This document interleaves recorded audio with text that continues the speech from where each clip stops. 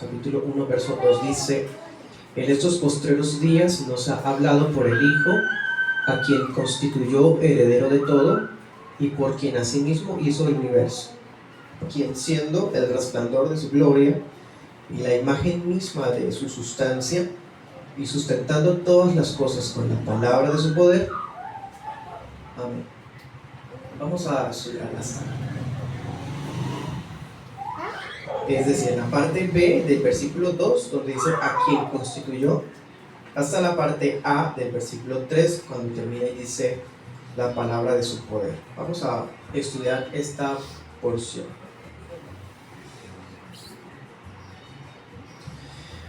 Si los profetas fueron el medio humano por el cual Dios habló en el pasado, ¿quién es el Hijo? Aquí de repente empieza hablándonos del Hijo, pero no nos lo identifica, no nos dice el nombre, asume que el lector y el que escucha ya sabe quién es. ¿Quién es el Hijo? ¿Por qué le llaman Hijo? Bueno, vamos a estudiar eso, porque en estas pocas líneas que acabamos de leer, el apóstol nos anticipa la inmensa riqueza cristológica que aparece en Hebreos. Tan solo en esto que acabamos de leer, que fue cortico, hay 5 descripciones divinas. De esa manera comprobamos la identidad divina de Cristo de 5 maneras. Tan solo en eso que acabamos de leer: heredero, creador, luz y Dios Todopoderoso. Heredero, creador, resplandor, imagen misma de su sustancia y sustentador de todas las cosas. Todopoderoso. Ahí están las 5. Vamos a estudiarlo entonces en 2 puntos. En el primer punto veremos las 2 primeras, cuando dice heredero y creador de todo, y en el segundo punto veremos las otras 3, que son resplandor, imagen, y cuando dice que sostiene todas las cosas con la palabra de su poder, o sea que es todopoderoso. ¿Sí? Esos serán los 2 puntos para esta mañana. ¿Listos? Primer punto: heredero y creador de todo. Bueno, dice: nos ha hablado por el Hijo, a quien constituyó heredero de todo, por quien asimismo hizo el universo. Bueno,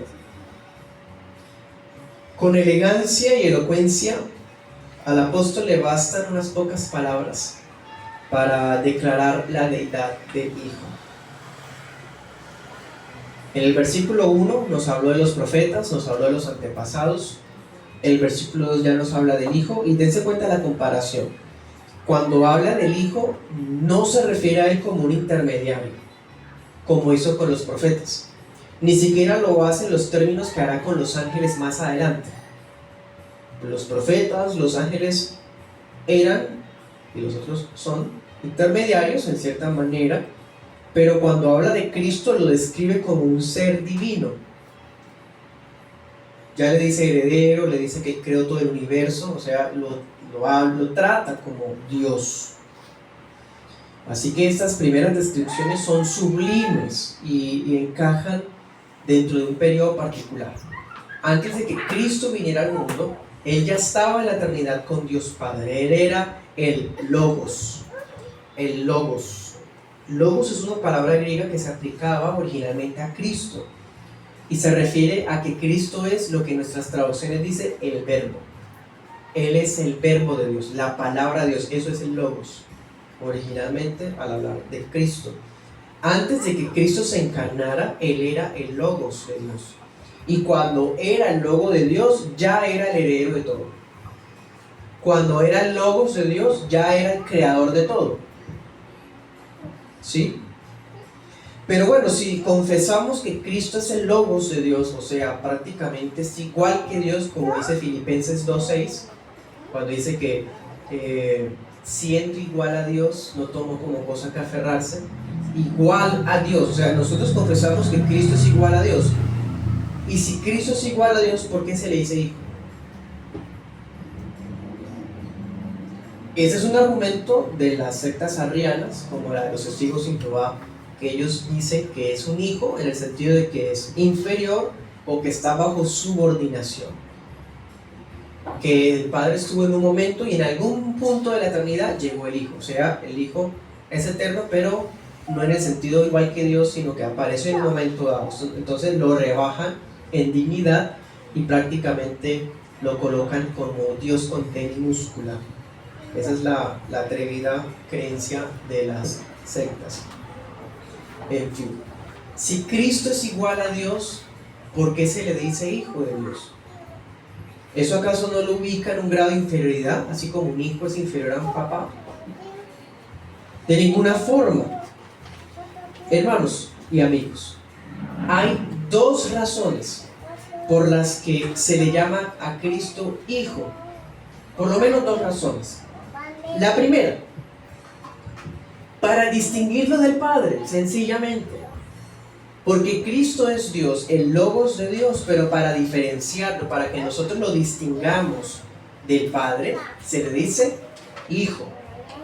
Bueno, sencillamente. Esto nos enseña que si Cristo es diferente del Padre, entonces Él no es el Padre, Él no es el Espíritu Santo. Bueno, así que no hablamos de Cristo como Hijo de Dios cuando se encarnó, como dicen otro tipo de sectas. Dicen, no, es que Cristo es Dios, pero se le llama Hijo de Dios porque Él se hizo hombre. Entonces cuando fue hombre fue hijo. No, porque se le está diciendo hijo antes de haberse encarnado. ¿Se dan cuenta? En el versículo 1, versículo 2. Nos habló por el Hijo, a quien constituyó heredero y por quien hizo el universo. O sea, antes de haberse encarnado ya era hijo. Entonces no tiene que ver que porque se encarnó empezó a ser hijo, como dicen las sectas unitarias. Entonces, lo primero, se le llama hijo para diferenciarlo del Padre. Bueno, y lo segundo, esto es muy importante. Vamos a Colosenses 1:15. Esto es muy importante que usted lo reciba en el corazón. Si usted entiende esto que le voy a decir, usted podrá saber quién es verdaderamente Jesucristo. Colosenses 1:15, leamos. Dice, hablando de el Hijo, dice, el Hijo es la imagen del Dios invisible, el primogénito de toda criatura. Otras versiones dice creación. Porque por Él, o sea, por el Hijo, fueron creadas todas las cosas que están en los cielos y que están en la tierra, visibles e invisibles, sean tronos, sean señoríos, sean principados, sean potestades. Todo fue creado por medio de Él y para Él. Y Él es antes de todas las cosas y por Él todas las cosas subsisten. ¡Wow! Ese es el Hijo. ¿Pero por qué se le llama hijo? Bueno, esto que voy a decir va a aclarar esta otra cosa que está en el versículo 15. Dice que Él es el primogénito de toda creación. Las sectas usan esa palabra primogénito de toda creación para decir que Cristo es un hijo primogénito. Es decir, Él fue la primera creación de todas. Él fue la primera criatura. Lo primero creado fue Jesús. Hermano, eso es una herejía grave. Porque, démonos cuenta, aquí está diciendo, Él es la imagen del Dios invisible. Luego dice que es el primogénito y luego dice, porque por Él. O sea, el apóstol nos va a explicar qué significa que es el primogénito. Y eso nos explica por qué se le llama hijo. Se le llama hijo o se le llama primogénito por la misma razón. Y es, primero, porque Cristo recibió la primacía de todo. Así como antes, en los tiempos de antes, por ejemplo, Deuteronomio 21:17, decía que el hijo mayor heredaba el doble en una sucesión. Como es el hijo primogénito, si fueran, por ejemplo, 10 hermanos, él heredaba como si fueran 2 hermanos a la vez. ¿Sí? El primogénito heredaba el doble. Entonces, en la cultura hebrea, el primogénito era el heredero principal, tenía doble porción. ¿Se acuerdan cuando Eliseo le dijo a Elías, dame la doble porción de tu espíritu? Bueno, él está reclamando ser el heredero. No es que está diciendo que venga el doble de poder o algo así, está diciendo es que quiere ser heredero, el sucesor. Sencillamente. Entonces, cuando dice que Cristo es el primogénito de toda creación, no está diciendo que fue la primera creación, está diciendo que Él es el dueño de la creación y que a Él se le entregó todo. Ahí mismo lo dice, porque por Él fueron creadas todas las cosas. Y al final dice, todo fue creado por medio de Él y para Él. ¿Sí? Eso es lo que significa que Cristo es el primogénito. Entonces, ¿por qué se le llama Jesús el Hijo de Dios si Él es igual a Dios? Primero, para distinguirlo del Padre. Y segundo, para decir que Él es el heredero, dueño de todas las cosas. ¿Listos? Sencillamente, hermanos, eso es la razón por la que a Jesús se le dice Hijo de Dios. De ninguna manera fue la intención del apóstol rebajar la deidad del Hijo o disminuir su dignidad. Es que es todo lo contrario a lo que ha estado haciendo en la carta, ¿o no? Apenas vamos en el versículo 1 y ya coloca a Cristo en un lugar altísimo. Vamos en el versículo 2 y lo sigue colocando en un lugar altísimo. Entonces, utilizar este versículo para decir que es inferior es una contradicción. El escritor está inspirado por el Espíritu Santo para colocar a Cristo en el lugar más alto. Es más, a Cristo se le llama primogénito en el sentido de que es el más excelso de los reyes de la tierra. Mire Salmo 89, 27. El más excelso, eso es lo que significa en ese contexto primogénito. Como les decía, significa que Él es el dueño de todas las cosas. Mateo 28, 18, cuando dice, toda potestad me es dada en los cielos y en la tierra. Eso es lo que significa. Y allá en Hebreos, que es el texto principal, no lo pierdan, se nos está diciendo a quien constituyó heredero de todo. ¿Quién constituyó heredero de todo a Cristo? El Padre. Porque está diciendo en el versículo 1, Dios habiendo hablado, y en el versículo 2 dice, en esos posteros días nos hablaba por el Hijo, a quien constituyó heredero de todo. ¿Quién constituyó a Cristo? El Padre, Dios. Dios constituyó al Hijo. Otra evidencia de que son dos personas distintas. Bueno,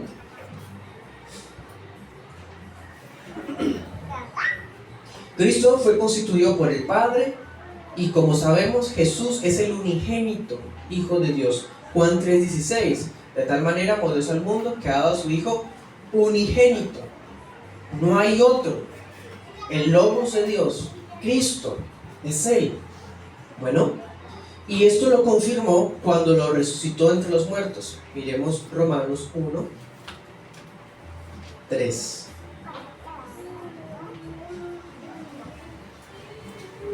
Dice,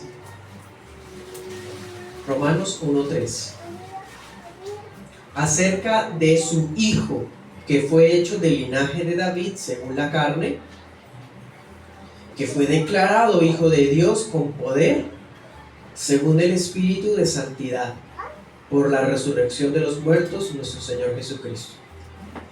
Aquí podríamos anotar una tercera razón por la que se le dice Hijo de Dios. Y es porque Dios Padre confirmó que Jesús es el Hijo de Dios resucitándolo. Y lo levantó y lo colocó en el lugar más alto de todo el universo, ¿sí? Entonces, entendemos por qué se le llama Hijo de Dios. Bueno, eso será para inmunizarnos de cualquier engaño de las sectas. Entonces, hermanos, si entendemos esto que hemos conversado hasta este momento, en el versículo 1, 2 de Hebreos, ya podemos comprender qué significa lo primero. ¿Cuál es la primera descripción que se le da al Logos? Dice, a quien constituyó heredero de todo. Que Cristo sea el heredero de todo significa que Él es el Hijo de Dios, el primogénito de toda creación, es decir, el dueño y el más excelso de todo lo que existe, a quien Dios levantó en el lugar más alto. Eso es lo que significa que Él es el heredero. Bien, sigamos adelante. Volvamos a Hebreos 1, 2. ¿Cuál es la segunda descripción que se da del Hijo? Primera, heredero de todo. ¿Cuál es la segunda? Por quien asimismo hizo el universo. La segunda descripción es que Cristo es el creador. En una evaluación o en un examen tipo escuela infantil de una iglesia bíblica, ¿quién creó todas las cosas, niños? Dios. El Padre, el Hijo, el Espíritu Santo. Pues Dios Padre. No. Dios Hijo. Claro, aquí que nos está diciendo, Dios creó todas las cosas por medio de Cristo. Sí, fue el Padre, pero por medio de Cristo. El apóstol nos dice que el Hijo fue el medio por el cual Dios Padre hizo el universo. Y cuando decimos el universo, estamos diciendo las galaxias, los planetas, todo, hasta los eventos que ocurren.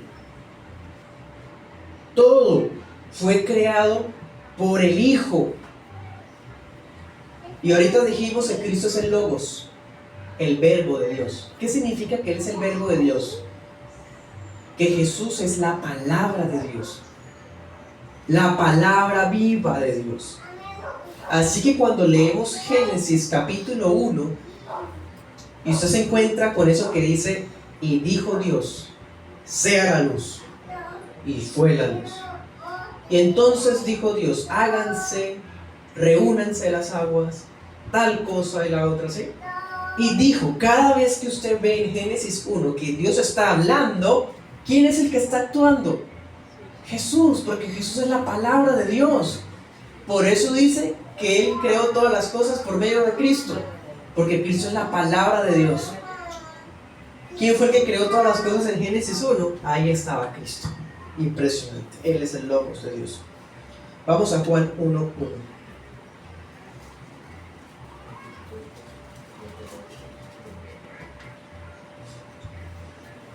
Juan 1:1 dice, en el principio, es decir, en Génesis, era el verbo. Esa palabra en griego es logos. Era el verbo.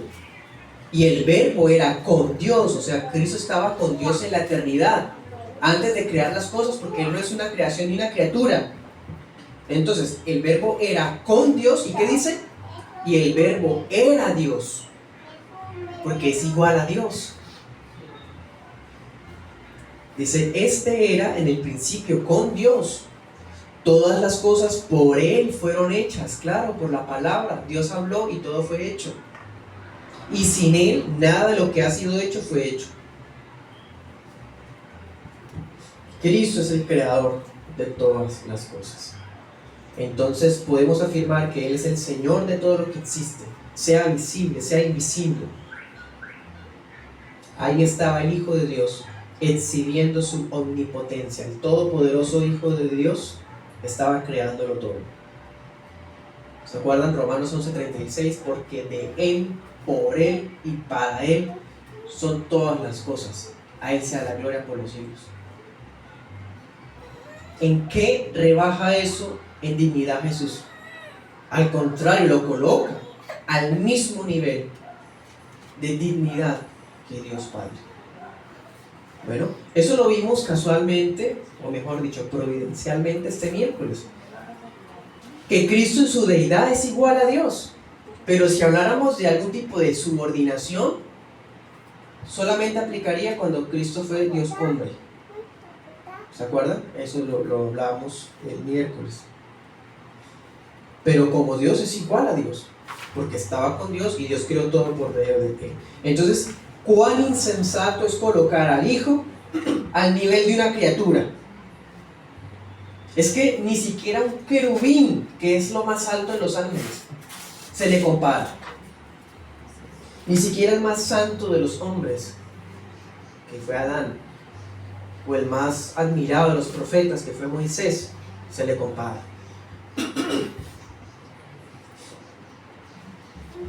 Cuando una persona dice que Cristo es una criatura, que Cristo es una creación, es un reflejo, el reflejo más vil de la envidia de las criaturas.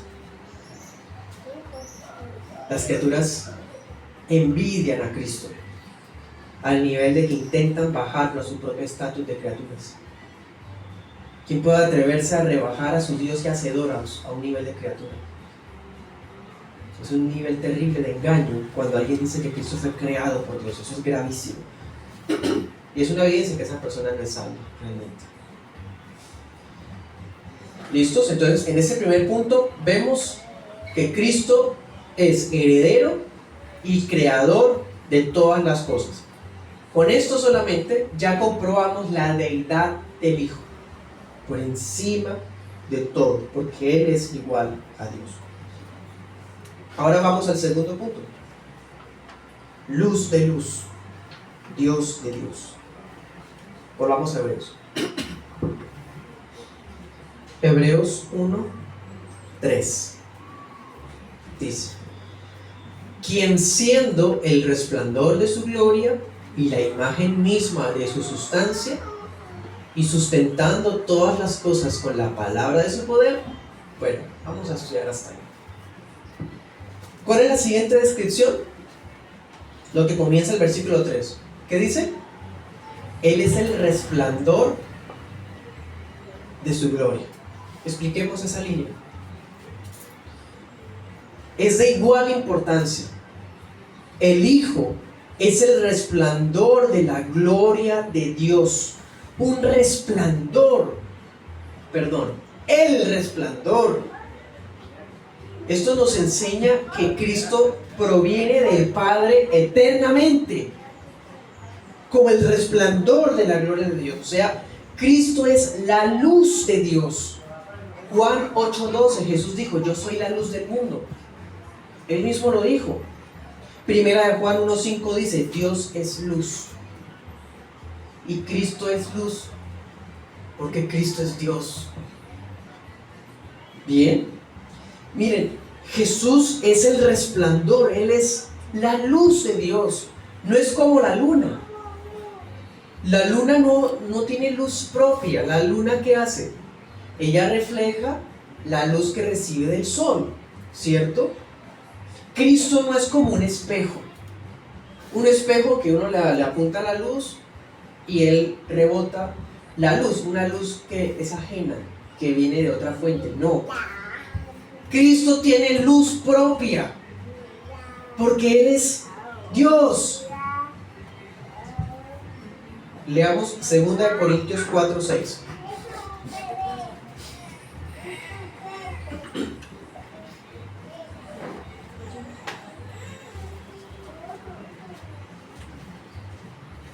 Segunda de Corintios 4:6 dice: Dios, que mandó que de las tinieblas resplandeciera la luz, es el que resplandeció en nuestros corazones para iluminación del conocimiento.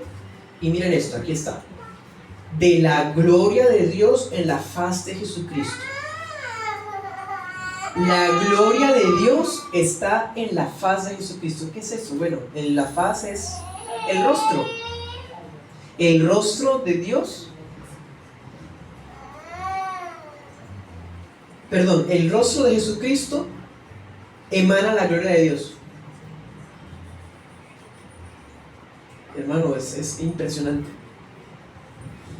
Cristo posee luz propia. La luz de Cristo es la gloria de Dios, y Cristo es la luz de la gloria de Dios. ¿Se dan cuenta? Los profetas proclamaron la santidad de Dios, la majestad de Dios, muchas veces y de muchas maneras.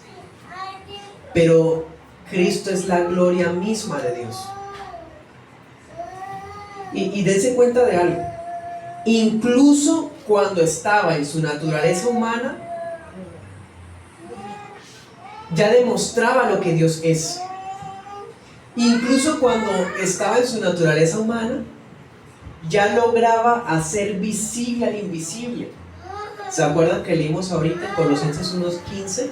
Que dice que Él es la imagen visible del Dios invisible. Hay otro texto que dice, que ya lo vimos un miércoles, que decía en Cristo habita corporalmente toda la plenitud de la deidad.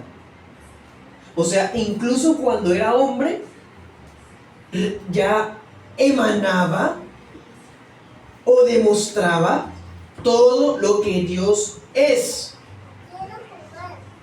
Por eso Jesús dijo una vez esto, Juan 14:9: el que me ha visto a mí, ha visto al Padre. Ahí lo vemos, porque Él es el resplandor de la gloria de Dios. Bueno, sigamos con la descripción, volvamos a Hebreos. Hoy estamos viendo la supremacía divina del Hijo. Cómo el apóstol nos muestra las descripciones que comprueban que Cristo es Dios. Nos da 5. Vimos que Él es el heredero, que Él es el creador, que Él es el resplandor de la gloria del Padre. ¿Y qué sigue? La misma imagen de su sustancia. Esa de pronto es la frase más difícil, ¿no? La imagen misma de su sustancia. Es difícil esa expresión, pero vamos a explicarla. Esta es la cuarta. Y hermano, esa línea es tan tremenda que aquí está la base textual de la Trinidad.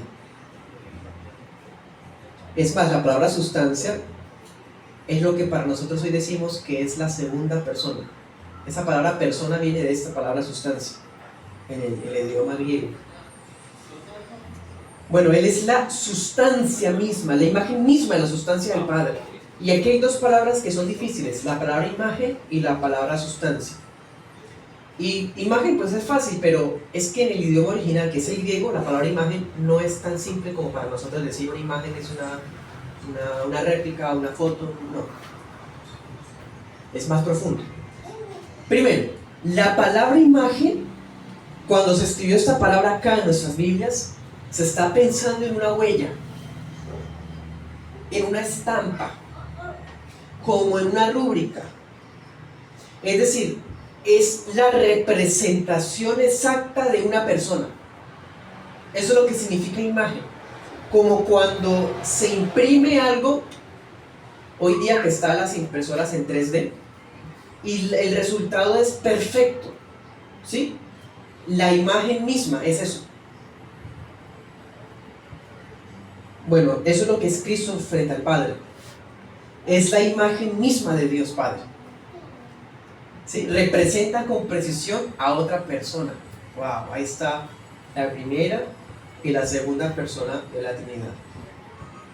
Y la otra palabra complementa esta idea, dice sustancia. ¿Qué es esa palabra sustancia? Bueno, la palabra sustancia es cuando hablamos de esencia. Cuando usted dice, esa es la esencia de esa persona. ¿Sí?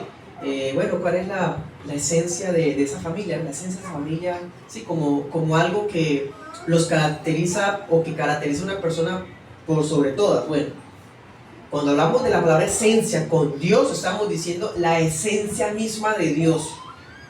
Dios mismo, su naturaleza, todos sus atributos, sus perfecciones. Cuando hablamos de sustancia, estamos diciendo que Cristo tiene la esencia divina misma. ¿Se dan cuenta? Es la imagen precisa de otra persona, que es el Padre, y a la vez tiene la esencia del Padre. Unidad y distinción. ¿Qué es eso? ¿Cómo se le pondría de nombre después, en el siglo IV? Santísima Trinidad. Y todavía hay algunas personas engañadas que dicen que la Trinidad no está en la Biblia. Está explícito, es más, este texto fue base para llegar a esa conclusión trinitaria, históricamente. Bueno, no es como si Cristo fuera una sombra del Padre, es que es una sombra, o como una especie de copia. Es que es una copia, no es como el original. O sea, Cristo es como una copia, pero no es el original.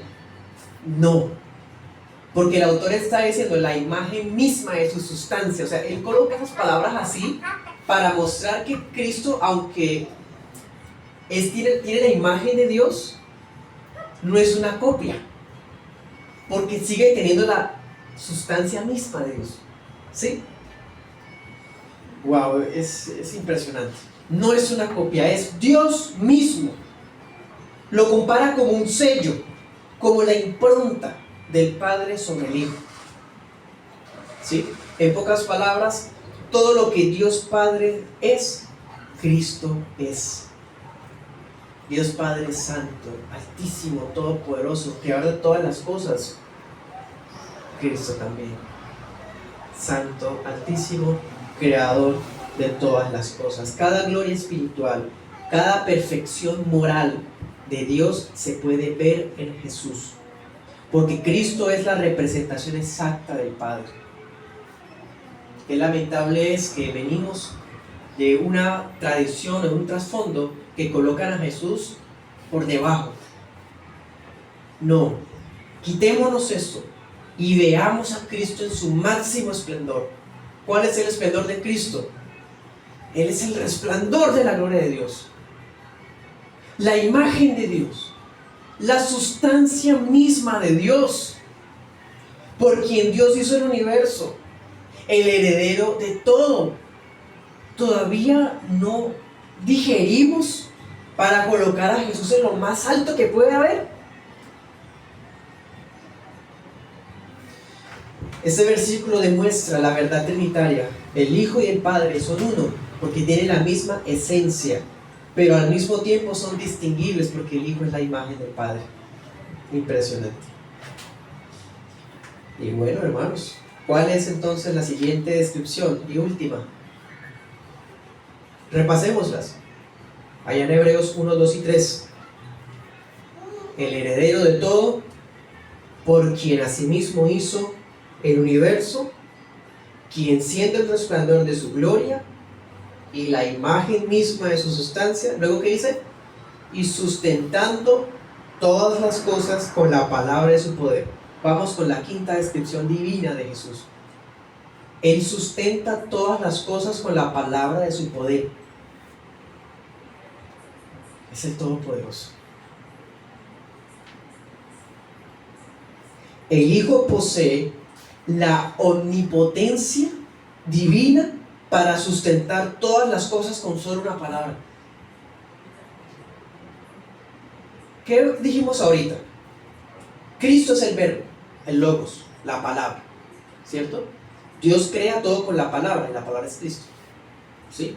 Pero a la vez Cristo tiene palabra, y con su palabra sostiene las cosas. Él es el Todopoderoso. Jesús es la causa del comienzo de todo, y Jesús es la causa de que todo continúe. El tiempo, el espacio, la materia, los átomos. ¿Por qué las cosas existen? ¿Para qué subsisten? Bueno, ahí está el Logos en acción. Todo lo que usted y yo vemos, sentimos, todo lo que se ha estudiado en los más altos niveles académicos de la astronomía y la física, bueno, todo eso existe porque el Logos lo sostiene. Pero hay una cosa otra cosa más que en el español es muy, imposible de notar. Aquí cuando dice sustentando todas las cosas, conste que dice sustentando, ¿no? Como un gerundio, diríamos en español. Como cuando algo se está haciendo continuamente. Decimos ahorita, como cuando uno dice voy llegando, ¿sí? Estamos escuchando, o sea, es una acción, un verbo que estamos haciendo en este momento, pero se alarga por un tiempo, ¿sí? Se extiende.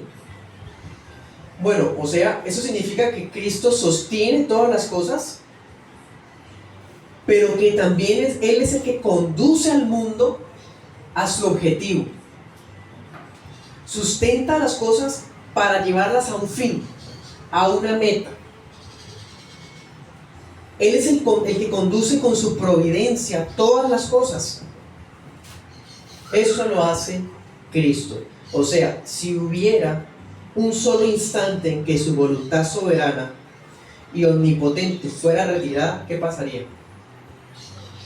el universo dejaría de existir y ninguna criatura se podría mantener en pie.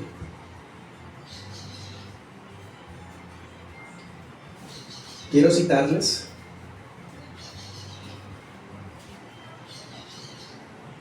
unas líneas que vienen del Concilio de Calcedonia. Ningún otro credo, concilio, confesión de fe es capaz de ir más allá de esto, hermanos.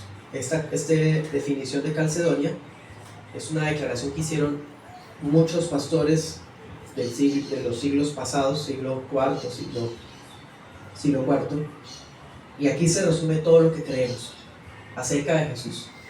Para que alguien sea salvo, debe creer esto. Porque si creemos que nadie viene al Padre sino por mí, dice Jesús, pues debemos saber quién es Jesús.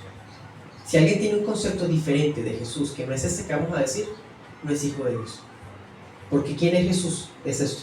Abro comillas. Dice: creemos en un solo Señor Jesucristo, el unigénito Hijo de Dios, engendrado del Padre antes de todos los siglos, luz de luz, verdadero Dios de Dios verdadero, engendrado, no creado, de la misma naturaleza del Padre, por quien todo fue hecho. Amén. Perfecto.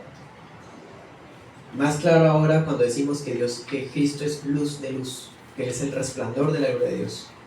Dios de Dios, claro, la imagen misma de su sustancia.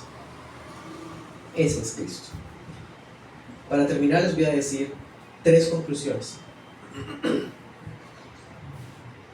Primero, recordemos desde el versículo primero, ¿de qué nos había estado hablando? Nos estaba hablando de la revelación divina, que Dios habló, ¿sí? Que en un tiempo pasado habló por medio de profetas y que en el tiempo ahora habla por medio del Hijo. Si estas palabras que hoy estudiamos están dichas en el contexto de la revelación divina, significa que toda persona que no tiene a Cristo como Dios no ha recibido esa revelación. Dios no le ha hablado. En estos posteros días Dios nos ha hablado por el Hijo. ¿Quién es el Hijo? Lo que vimos hoy, las 5 cosas. Una persona que no, aunque dice que cree en Jesús o que es cristiano, pero no cree estas 5 cosas, por lo menos, no hemos visto las otras 2, son 7, esa la veremos la otra semana. Dios no le ha hablado, porque Dios en esos posteros días nos ha hablado por el Hijo y empieza a decir a quien constituyó heredero de todo, ¿sí? Ya están las 5. Entonces alguien que no ve en Jesús esto, Dios no le ha hablado, no ha recibido esa revelación salvadora. Por lo tanto, hoy cualquier persona que esté escuchando este mensaje aquí presente en la transmisión, en la grabación, todo aquel pecador que no ha nacido de nuevo, escuchen esto y contemple en esto la gloria del Hijo. Al ver quién es Jesús, humíllese a sus pies en arrepentimiento y confiese: Jesús es el Señor, y será salvo.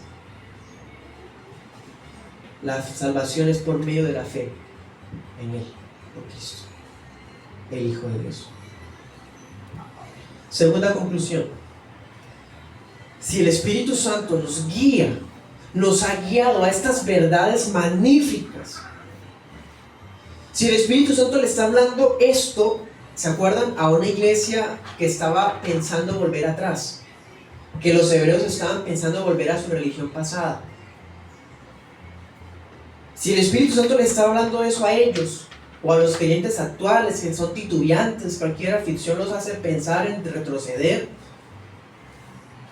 bueno, pues dése cuenta qué es el Evangelio, en quién está sustentado ese Evangelio.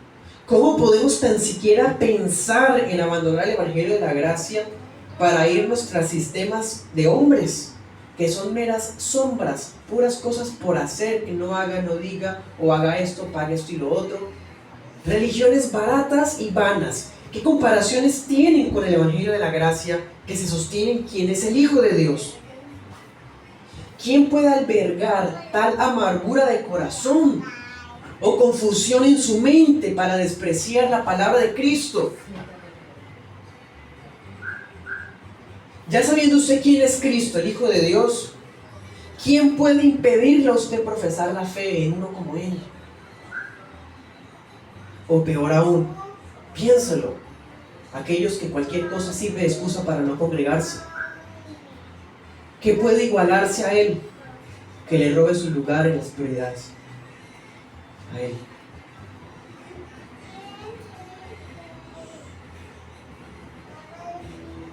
Última conclusión. Ese hermano que está batallando con la prueba, con la duda o con la aflicción, medite en esto ya. Si Cristo está sosteniendo todos los mundos ahora mismo con la palabra de su poder, ¿no sostiene la fe vacilante y enclenque de los titubeantes? ¿No sigue bajo control de cada circunstancia, por difíciles que parezcan? Entre más fijemos nuestros ojos en Cristo, más razones y fortaleza tendremos para vivir y vivir para su gloria.